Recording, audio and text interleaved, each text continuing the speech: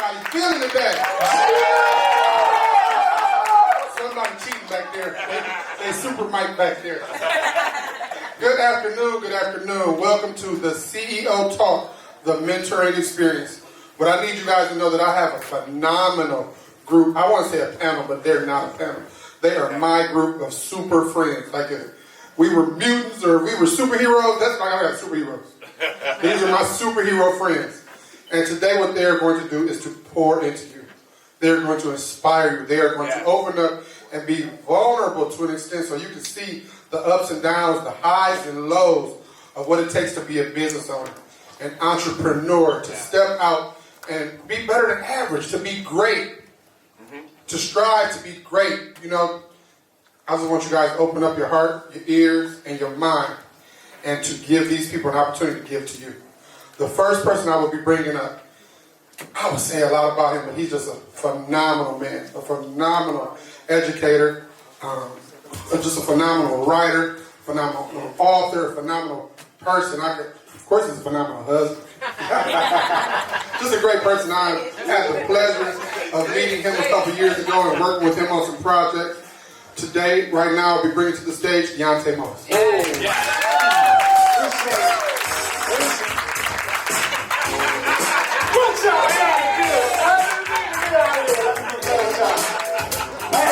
I appreciate everybody being here.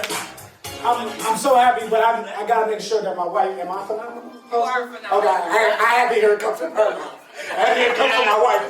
Yes.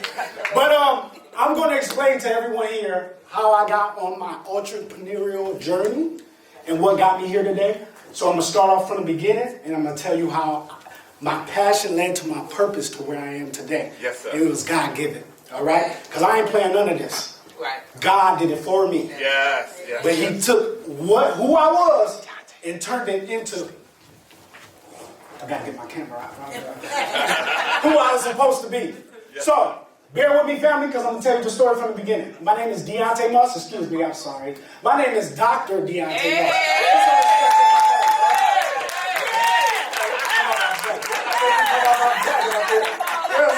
It's Dr. Deonte Moss now. All right? I was born July 18, 1985, to a mother addicted to crack cocaine.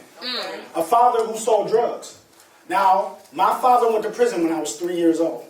I don't remember much from that age, but I'm reminded by stories that my mom tells about how difficult it was to deal with my father who sold drugs. Because he used to abuse my mother. He used to fight her. But he would manipulate her to get her to stay. Now, I'm the oldest of three. My mom smoked crack the entire time she was pregnant with me. Crack baby, born in the 80s, Uptown Raisin. Anybody know that song? It's from Toledo, Ohio. Backstreet Boys. Shout out to them. But that's my story, right? So, mom addicted, father went to prison. Now, the type of things that my father would do to manipulate my mother, he would make her think that he was suicidal. So she would not leave him after a beating. Right. So one time after a beating, my father locked himself in the room, pulled the trigger. My mom couldn't get in the room. She's trying to pack her stuff to get us out of there because she can't be with him no more. She think that he shot himself. She can't get in the room. She calls the police. They kick down the door. My father fired a shot and jumped out the window. He wanted her to think that he had shot herself. Another instance was when my father, who was lactose intolerant, drank milk, made it look like foam, poured bleach on the floor, and he laid in it. Trying to get my mama to stay after a beating. So, when I was 3, I don't know if it was more of my mother's addiction, or it was she felt some type of freedom. But she took me and my 2 little sisters to spend the night over my grandmother's house, who I refer to as Nana. Anybody got Nana in here? Nana's powerful. Or Big Mama. Don't forget to my Big Mama. But Nana, my grandmother, which was my father's mother, took us in. Now, it wasn't bad at all. My Nana was very successful. She had a master's degree. She was a social worker and a mental health counselor. So she had a little bit of, a little something to take care of us, right? But she was a little bit older.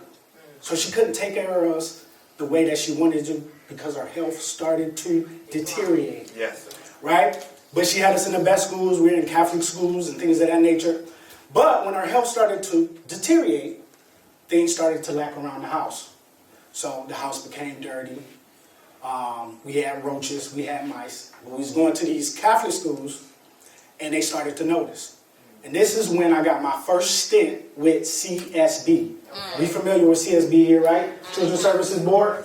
That was when I got to my first foster home. Now, I've lived in 10 foster homes and 4 group homes in my entire life. But, and I ended up emancipating out of foster care, but I'll get to that. So, my first foster home was with a very old couple. And I didn't desire to be there because one of the reasons why I started my first LLC, which is Life Institute, Leading Individuals with Foster Care Experience, is to promote and disallate sibling separation. Sibling separation. Because when I went to my first foster home, my sisters went to a foster home together, and I went to one by myself. And that crushed me. So when I got to my first foster home, I didn't speak. I didn't say anything because I was upset that I was separated from my family. Really, only connection I had. Why did I go by myself? At least be with my sisters where I know them, you know. But they didn't do that. They put me in a separate foster home. So I didn't speak. I locked myself in this room, basically, and rarely spoke to these people. And it was only once. Only thing was in there was a clock radio. There wasn't no TV or nothing in there. It was a clock radio. It was this station. One station worked. Tower 98. Anybody familiar with Tower 98? Yes, that ain't my preference in music. But I learned all the songs. I'm a Barbie girl in a Barbie world. Wrapped in plastic. Y'all know what I'm talking about? Y'all listen to Tower 98. See? Y'all listen to 107 and all that.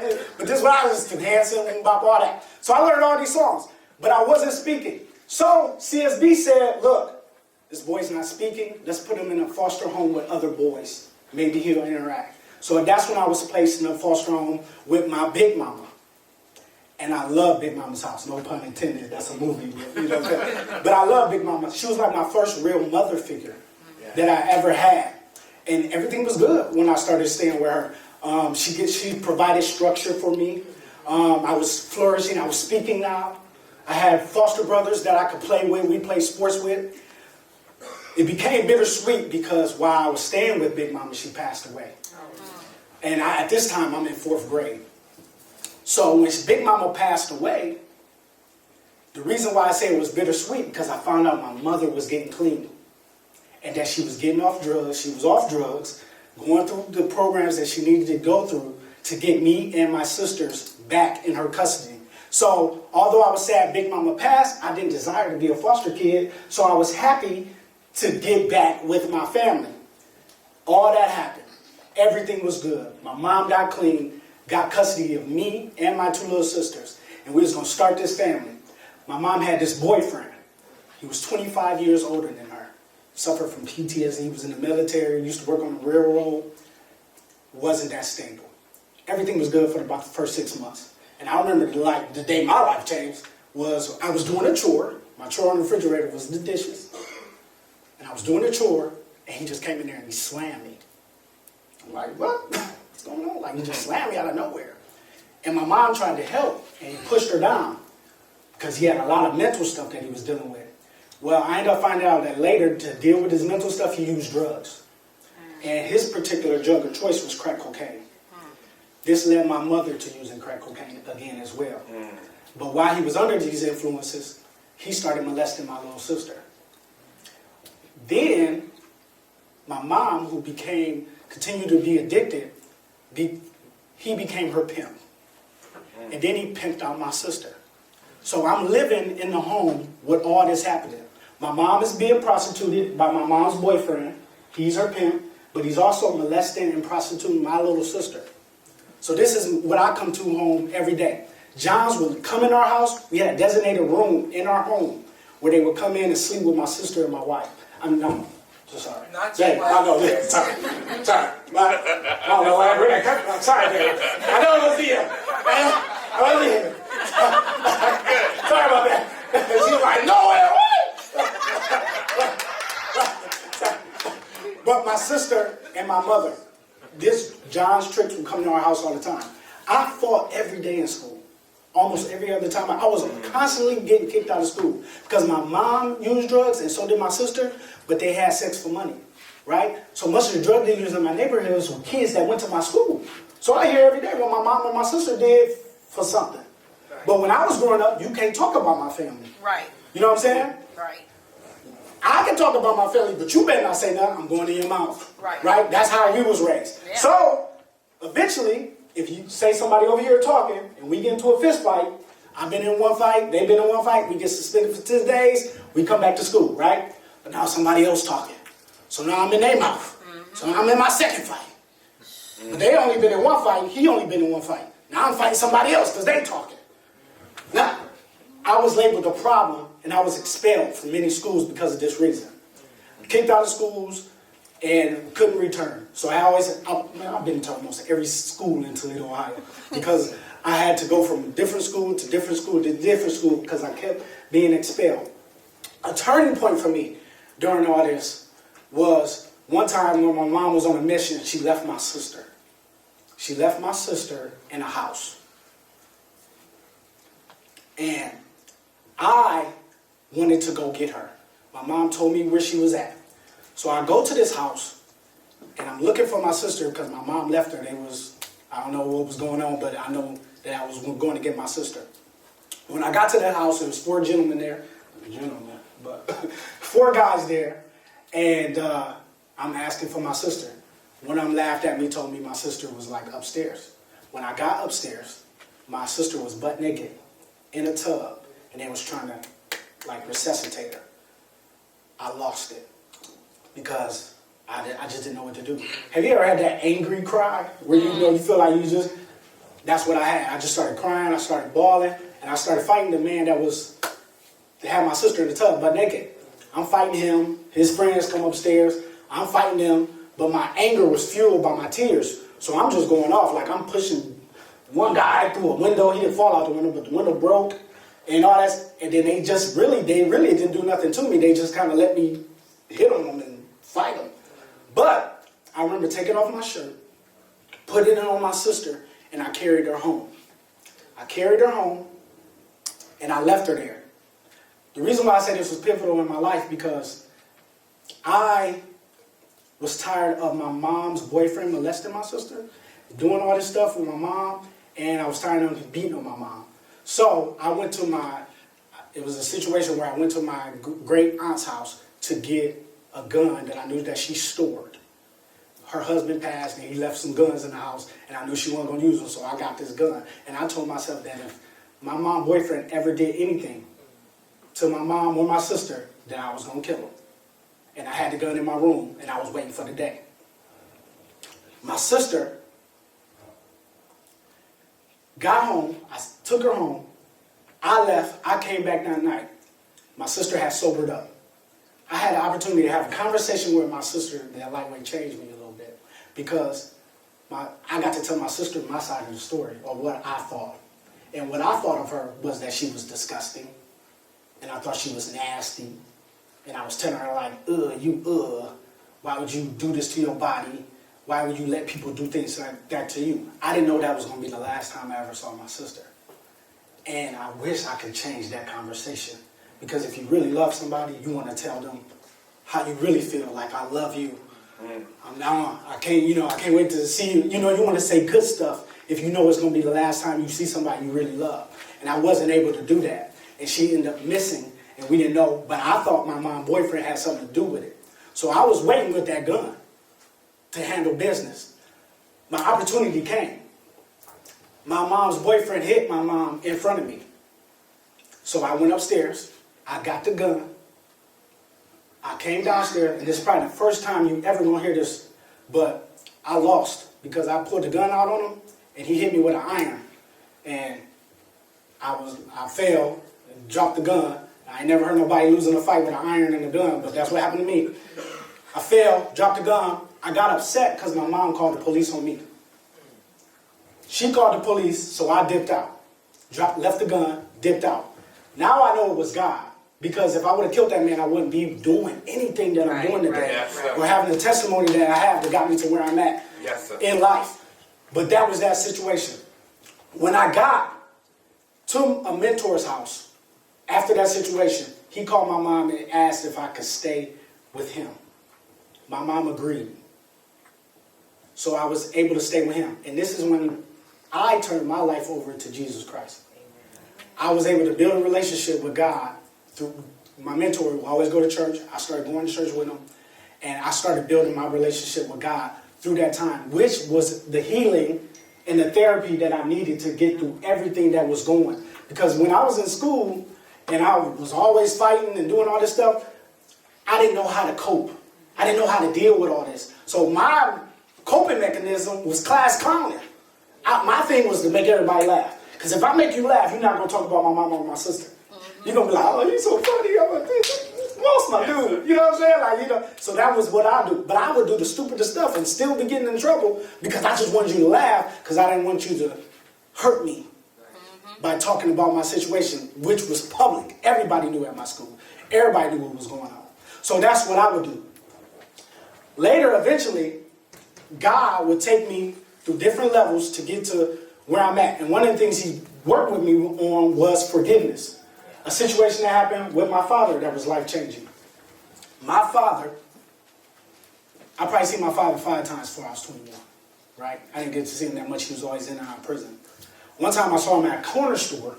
He didn't know who I was. I died that day. Because I'm like, how are you my daddy and you don't know who I am?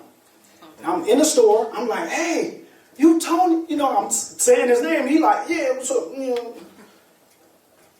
You know, he didn't know who I was. And that hurt me to my core. So the next time I seen him, I was visiting my nana, which was his mom. He got out of prison. And again, on another. And I was visiting my nana. And my nana was like, oh, Deonte, and I felt like the only reason why he recognized me is because she knew who I was. And so he was like, oh, son. And I'm like, I ain't your son. You don't know me. Anger was coming out. We ended up getting into a fist fight because he was yelling and he was spitting because I'm like, you ain't my dad. He was like, I brought you in this world. I'll take you out. All that kind of talk, people are there. And I'm like, dude, quit spitting in my face. He was spitting in my face. I was biting it off. Punched him. Coldest punch I ever had. Knocked my daddy out. I felt like I did. I ain't knocked him out. I'm lying. But he fell. He fell down. He fell down.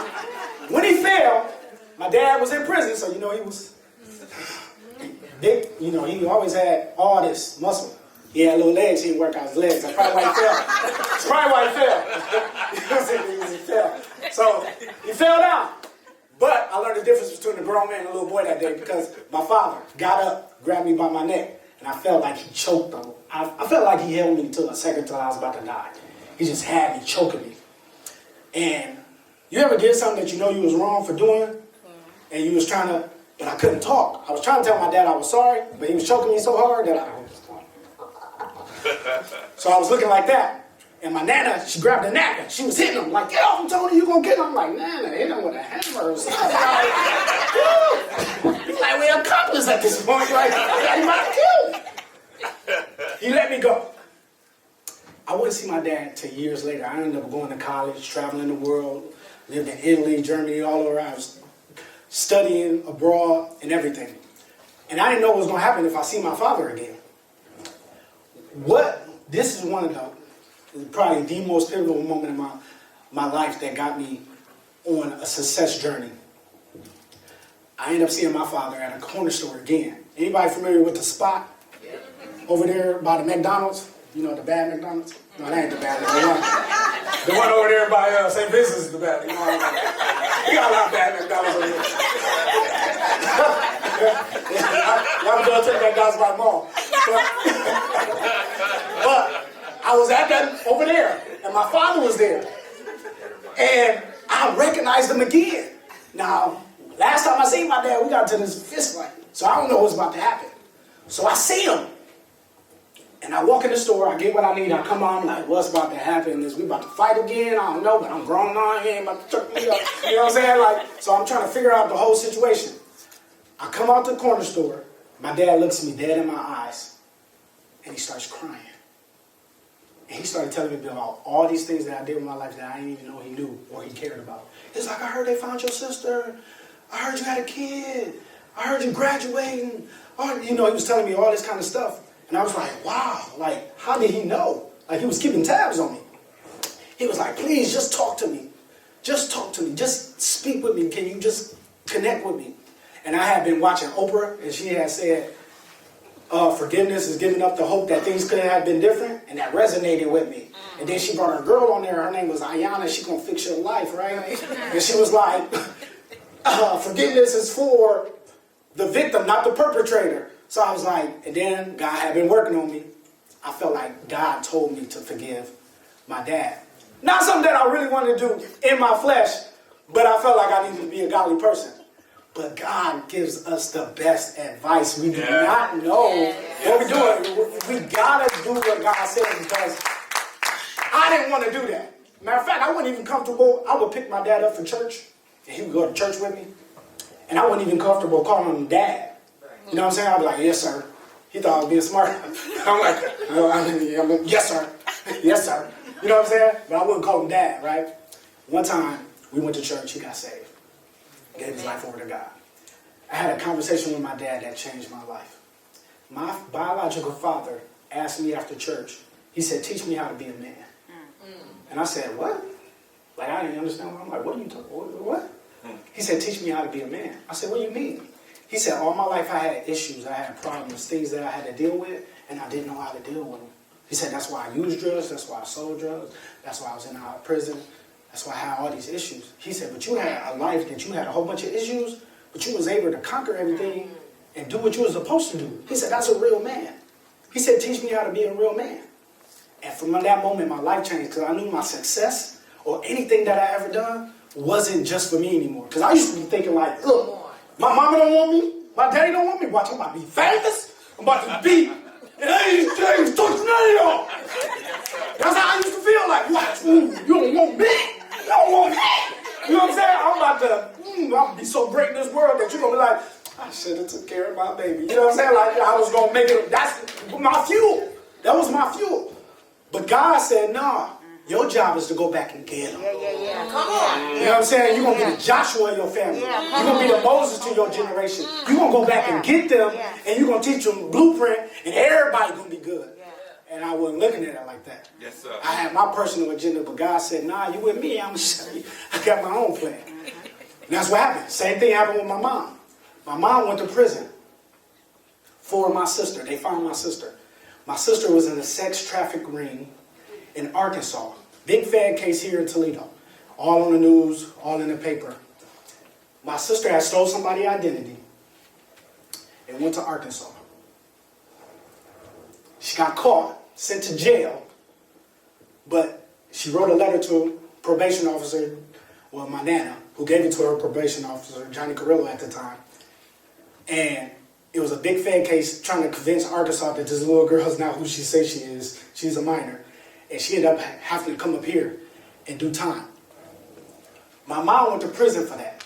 And her boyfriend got convicted of all this, and they spent a lot of years in prison for that. But when my mom went to prison, she blamed me and my sisters. She said it was our fault.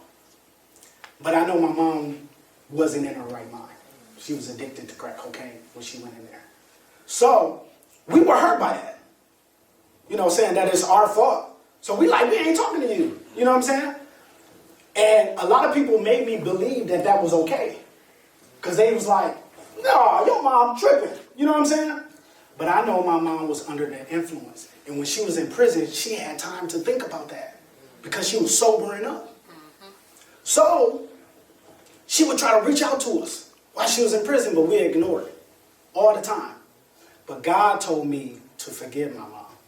And he told me like this. He said, look, I need you to forgive your mom because your mom knows she was wrong. She knows she wasn't doing what she was supposed to be doing, but now she's trying to fix it. So when she get out, if you keep pushing her off, she going to go back to what numbed her in the first place. Because I didn't know that my mom had a story that I knew nothing about. I didn't know because I used to be like, how can my mom work with my sister? Her baby. How can she do that? I didn't know my mom was molested by her father. I didn't know my grandfather prostituted my mom. Not right. It's not right at all. But it gives me an understanding of what the situation is. And no, how she was raised and her mentor. Doesn't make it right, but I understood more about my mom. And I knew that I wanted to do my part to do what I was supposed to do. So I forgave my mom. When my mom came out of prison, I started talking to her. I started building a relationship with her, and my mom has been clean for over a decade now. Yes, sir. We just celebrated on the 23rd. She almost had a decade in sobriety, right? Amen. So this is how God works. This is what God does. This is what God brings to the table for me in my life. Now, when I came into entrepreneurship, I had to make sure that my passion and my purpose was aligned in what I needed to be doing. First, I had to do what God told me to do. And God said He wanted me to be a husband. He wanted me to be a father. He wanted me to do what He told me to do first and get me right. Then I can venture off to everything else. And what He did is He took all that stuff that I did, that what I went through in my life, and He turned it into lucrative businesses and LLCs for me. I'm the coldest foster kid you know. Come on now. Come on now. I'm just telling you, that's how I feel. I got a doctorate. Let's go down. And my wife got a doctorate too. Right? So why wouldn't I work with foster kids? Right. You know what I'm saying? That's how I started my first LLC. Leading individuals through the foster care experience. Preventing sibling separation, but also motivating, inspiring, encouraging kids in that field, because they don't get to see this all the time. Only 1% of us go on to this. So they need to see me so they can do it too. I don't want to be there by myself. I don't want to be 1%. I was about to say, all of us to be together and be like, oh, we did it. You know what I'm saying? Because they probably felt like I felt. Right. Yes. Ain't nobody want me with her. You know what I'm saying? Right. So I'm trying to change that dynamic. My wife been working in the prisons, juvenile jails, for years, for over a decade. So we started the OATH program, Overcome Adversity Through Humility. When we go down and we inspire and we motivate those kids that's in prison, or DYS, and we got YTC here in Toledo, right? So we go down there and we work with them. But a lot of them got felonies, or they, been making other kind of money, but they ain't had nothing to do when they came out. They trying to live a straight life. Right. They like, sure, my mama ain't got it, my daddy ain't got it, I'm trying to figure it out on my own. Right. So that's how Moss Enterprises started. Because we started providing jobs for those kids that was coming out. I ain't playing none of this. Come on. I was just trying to answer questions or fill a void. That was God did all this, God be right? the glory. So now look, so now we got that, right? So then I've been married. We just celebrated 10 years of marriage, me and my wife. Dr. We didn't have no examples of marriage in our family, right? So I can't really go to, or if I do, I'm gonna go to my daddy. He think he a pimp. He gonna be like, oh, get you another one. You know what I'm saying? This is his advice. You know what I'm saying? So I ain't know where to get my marriage advice from. So I started researching tools, skills, resources, because I want to be happily married to my wife. So that's how Moss and Marriage started. $1 billion brand one day. Trust me with that. Come on now. $1 billion brand one day. All right? Look, so we starting Moss and Marriage. That's how all this stuff came from me. From growing up and God turning all my past and my wrong into a purpose, to a passion. Talking to kids ain't hard for me.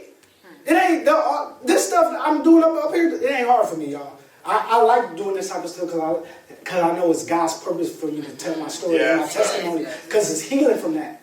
And that's how I started writing my book. God told me to write a book. I wrote a book called Push, Pray Until Something Happens Every Day. It's right there. And that book was birthed after God telling me what I needed to do. Book's very powerful because it's my life story. Yes, sir. It's a lot in the book. A lot of stuff I ain't never told nobody. But the book became healing and therapeutic for me, because I was getting a lot of stuff that I wouldn't say out loud out in the book. But when the book came out, I had to talk about it. They like, what about chapter when you said, I'm like, hey, God, what you doing? You know what I'm saying? So I had to start talking about these things and start talking about that stuff. But it took me almost 10 years to write that book, because I tried to get it published. And wasn't nobody biting, right? But then God showed me how to do it by myself. So I self-published it myself. Now you can get my book anywhere. You go to Walmart, you go to the library, it's everywhere, Amazon, you know what I'm saying? I got a couple right there if you need one. You know what I'm saying? Everywhere. So everything that was birthed out of me was purpose and it was passion. And that's what I think it makes sense for us to make sure that whatever we're doing, entrepreneurially, whatever we're doing in business, let it make sense. Don't it make sense for me to work in foster care? Yeah. Don't it make sense for me to tell my story? Right? All the stuff that I do makes sense to my story. And that's what we need to focus on or be a part of doing when we are doing whatever we do entrepreneurially, because that's where I'm at. And that's where God has me at. Thank you. I know I ain't that, but I'm sorry. But You good. I appreciate y'all for letting me tell. And if you do need a book, I got them over here. 1999. I'll let your boy. All right.